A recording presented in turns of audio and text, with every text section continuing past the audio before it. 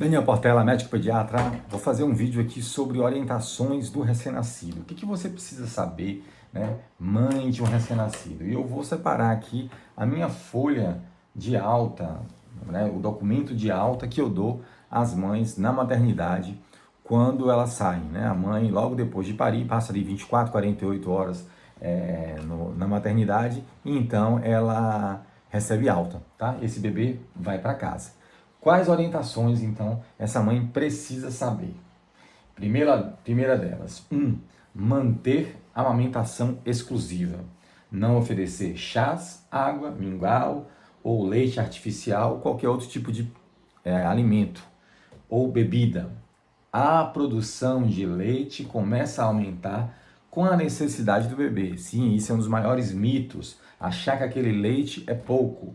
Essa produção e necessidade só se intensifica após os 3 dias de vida. Nos primeiros 2 dias, a quantidade parece pouca. É aquele leite que goteja, que pinga, às vezes no máximo escorre, mas é o suficiente para o seu bebê.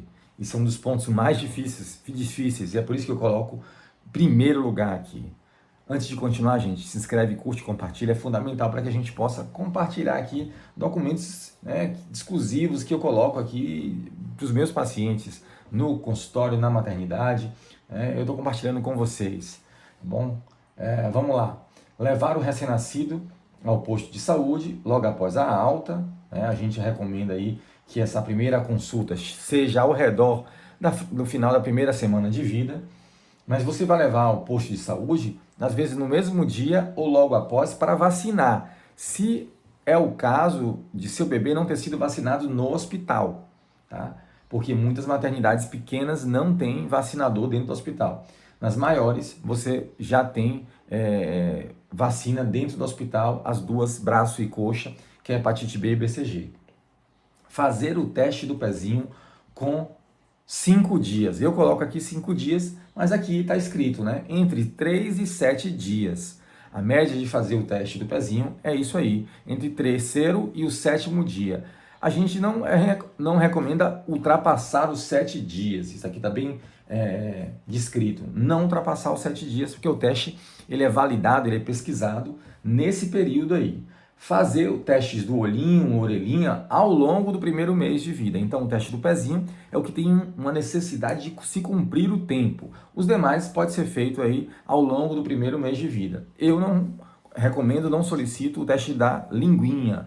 Já fiz vídeo aqui sobre isso, é um teste que não é validado cientificamente, não tem apoio da Sociedade Brasileira de Pediatria, tem muitos questionamentos científicos, eu particularmente não adoto.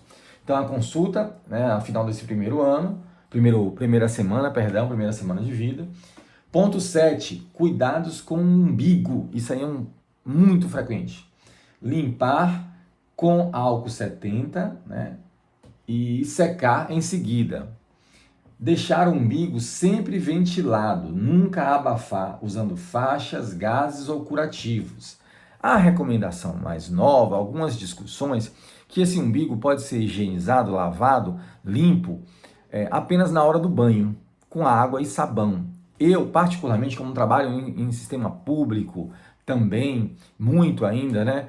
Porque eu ainda sou diarista horizontal de um hospital público, né, que tem muito parto, e as condições de saúde, de higiene são questionáveis, a moradia, eu mantenho a orientação do álcool 70, certo? Eu acho que a gente não tem ainda evidência científica para abandonar o álcool 70 e adotar somente a higiene com água e sabão na hora do banho. Fica a seu critério, o que importa é que o umbigo tem que ser sempre, né, estar sempre limpo, seco e ventilado. Essa é a regra. Na hora do banho, obrigatório, água e sabão no coto. Não tem medo de limpar. Passa o dedo lá, pode esticar o clamper, tá? O umbigo não é inervado e não tem dor. Isso é um grande mito. As pessoas ficam com medo de limpar porque acham que causam dor e o bebê chora às vezes, porque é claro, você tocou no bebê, o bebê chora e deixa de limpar adequadamente. Tópico seguinte, se o bebê começar a ficar amarelado, que é a icterícia, levar à emergência ou ao consultório do pediatra imediatamente para ser avaliado. Não usar chás, banhos ou exposição solar, banhos de ervas, né, que é muito comum, chás, pois isso não resolve a icterícia, a amarelidão.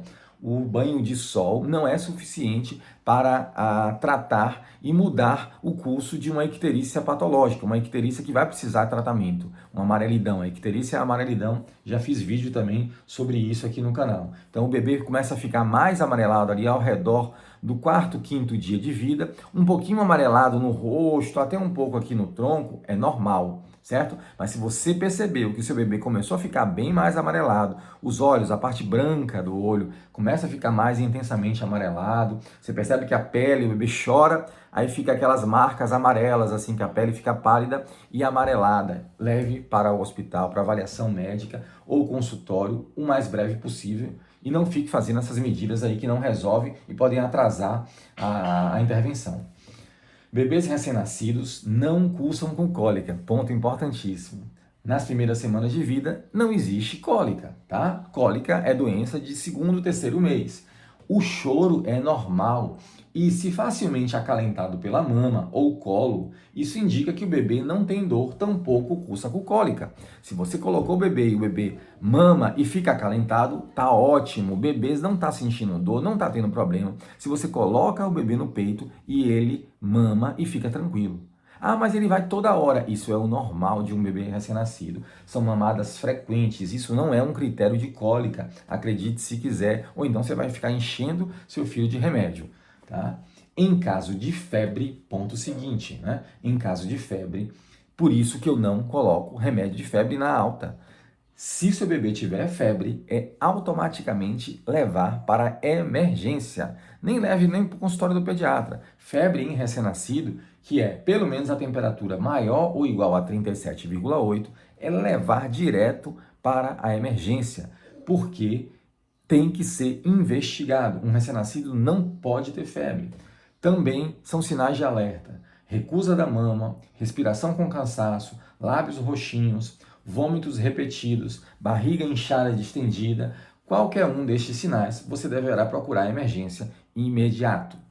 Tá? E por fim, ainda tem a posição de dormir, que é a posição mais segura, é de barriga para cima. A gente já sabe, já fizemos vídeo sobre isso aqui também no canal. E o tópico final, que é aprenda a conhecer seu bebê, entender os diferentes significados do choro. Isso é muito importante, pois o cansaço, a fadiga da mãe influenciam a interpretação dos fatos. Então, aquela mãe que está cansada, com privação de sono, às vezes alguns dias, vai acreditar que o bebê está doente, tem alguma coisa, que aquele dia que ela está cansada, que o menino começa a chorar, ela se desespera, acha que tem alguma coisa e acha que é cólica e começa a fazer remédio e leva para a emergência à toa, né? Lembra que chorou, coloca no peito, o bebê vai ser acalentado pelo peito, isso é normal. Então começa a conhecer o seu bebê, afasta essas pessoas palpiteiras demais, deixa pessoas próximas que te ajudem, porque a rede de apoio é muito importante e vai construindo essa relação de intimidade com o seu bebê, que você vai ver que em algumas semanas você vai começar a entender tudo do seu bebê. Você vai escrever o manual, porque o manual vem em branco.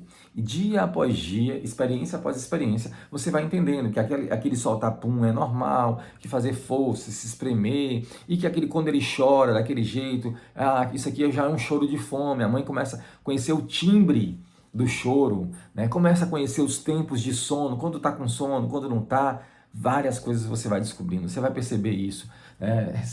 Comece a se observar que você vai entender o que eu estou falando. Se esse conteúdo foi relevante, se inscreve, curte, compartilha e obrigatoriamente deixa aqui um comentário, né? No mínimo agradecendo esse conteúdo riquíssimo que eu fiz aqui, compartilhei, né, um documento aqui particular com vocês. Um abraço.